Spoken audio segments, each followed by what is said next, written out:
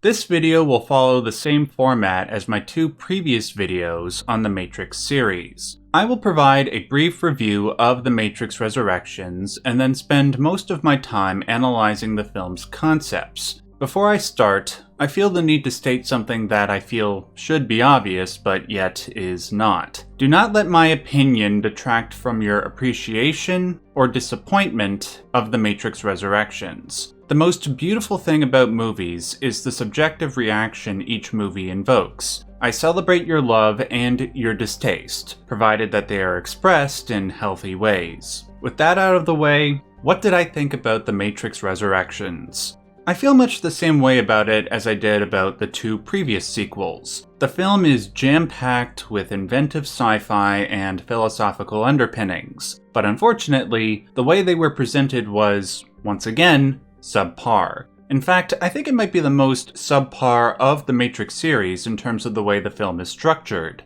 Though not everybody was stimulated by the events that took place in the previous two sequels, at least they both had a coherent narrative flow. The build-ups, the climaxes, the action set pieces, all of those storytelling elements felt like they were in their proper place. Resurrections, on the other hand, seemed to sacrifice a lot of those elements just so it could complete its checklist of things it wanted to cover. The result is something like a beautiful painting that has been cut up into pieces and then pasted at random points on the canvas. Many of the parts remain beautiful on their own, but they aren't where they should be. Some might call such a painting a postmodern Picasso, but the rest of us look at it bewildered and frustrated. A good example of an out-of-place yet beautiful fragment in The Matrix Resurrections is the divine connection between Neo and Trinity. It seemed like the movie was so focused on explaining the metaphysical significance of that connection that they forgot to give Trinity a character arc.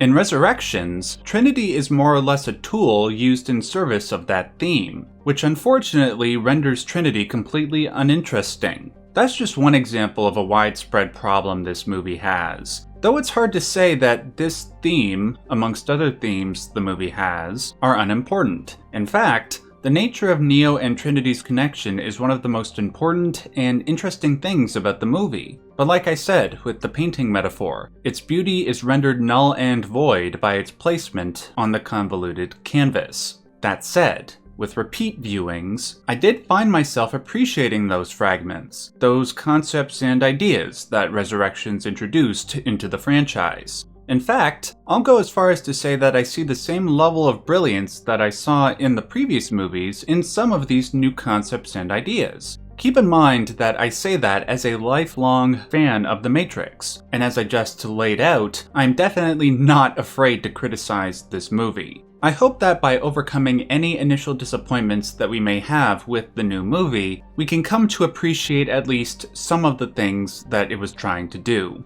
I will start with the new version of Morpheus. I respect that people didn't like the direction that Lana Wachowski took with the character. I have heard a few examples of alternate directions the character could have gone in, and there is merit to them. But I cannot deny the awesome function that this new Morpheus has in giving the world of the Matrix its trademark trippiness. As we know, Morpheus in this movie is not actually Morpheus, but an amalgamation of Neo's memories of the original Morpheus and Agent Smith. Neo used these memories to birth the new Morpheus inside his modal, the one that the character Bugs frees Morpheus from at the beginning of the movie. The fact that Morpheus is more or less a video game character in this movie is a nice tribute to people who are longtime fans of the franchise. See, most people who only watch the movies don't know that the original Morpheus died in the canonical video game known as The Matrix Online.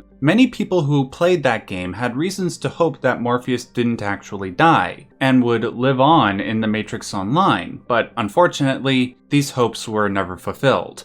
In a way, the creation of the new Morpheus inside a video game acknowledges fans of The Matrix Online. It fulfilled their dream of seeing Morpheus live again. It also works well alongside one of The Matrix's coolest ideas, that a human mind can be recreated digitally, making humans and programs indistinguishable. One major hope that humanity has is that with the advent of AI, personalities can be recreated so they can live beyond the grave. Science fiction allows us to experience a reality where this is possible, and Resurrections gives it to us in the form of the new Morpheus. But Resurrections takes it a step forward. Not only does Morpheus live beyond the grave, he can go between 3 different forms of reality. He starts in Neo's modal, then goes into the Matrix proper, then he goes into real life, using what is known as an exomorphic particle codex. Enabling the digital Morpheus to have some degree of existence in the real world reflects another major hope of humanity: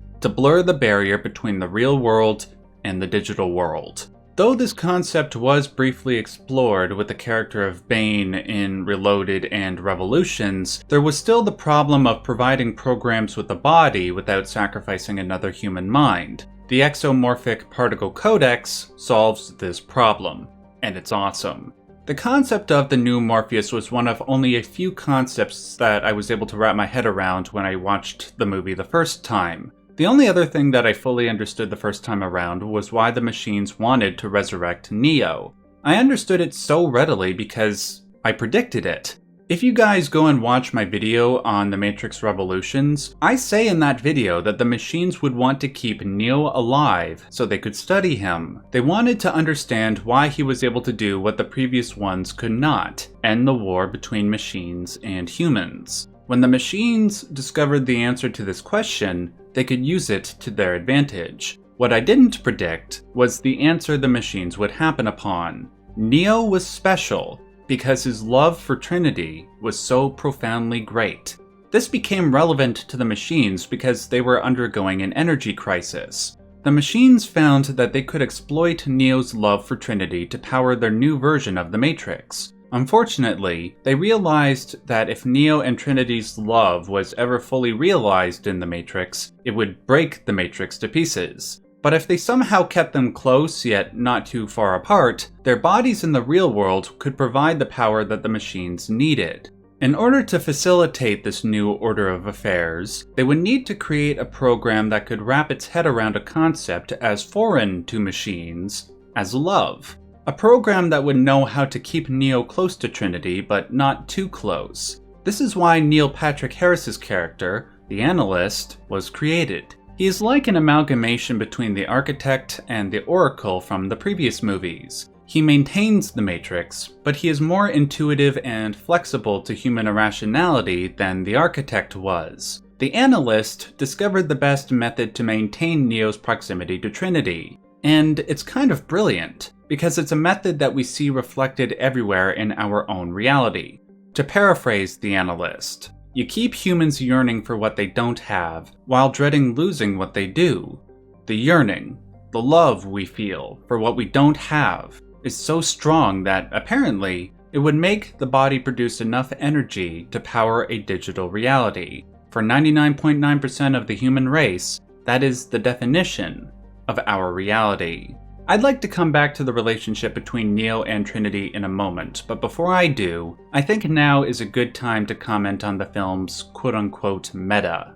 I have no argument to counter those who believe the film's meta-commentary was too on the nose. I totally understand why the stuff at the beginning of the film, with the creation of Neo's Matrix 4 video game, would be too distracting for a lot of people, and pull them out of the experience. I understand what Lana was trying to go for, that she was using the film's story to comment on the impossibility of living up to the standard of the original film. I appreciate that as a form of media commentary, but in the context of the film, I think it would have been better to give less focus to that meta, and more focus to the overall narrative. With that said, the meta-commentary that the Analyst makes on the current state of our reality, where we yearn for what we don't have and dread losing what we do, that whole bit really worked for me.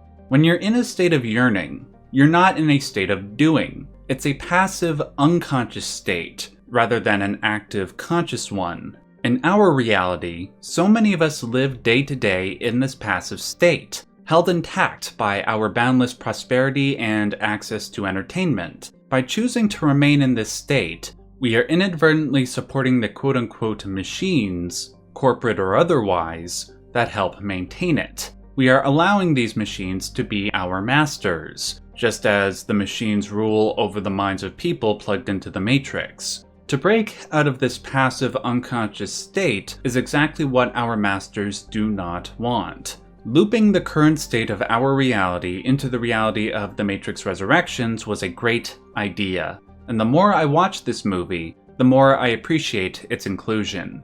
It's just unfortunate that it wasn't clear to me that this was what they were doing the first time around.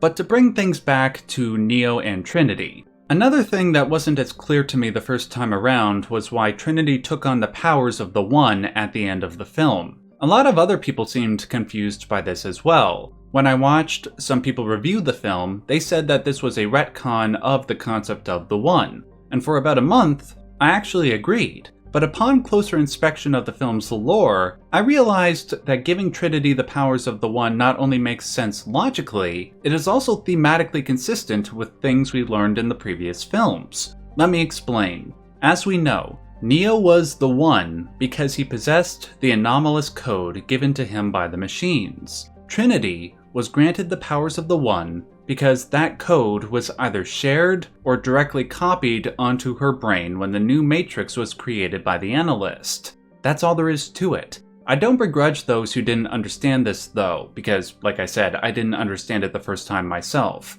But as for why giving Trinity the power of the One works well thematically, it has to do with the concept of binaries. As the new Agent Smith says in Resurrections, binaries form the nature of all things. Ones and zeros, light and dark, choice and the absence of choice.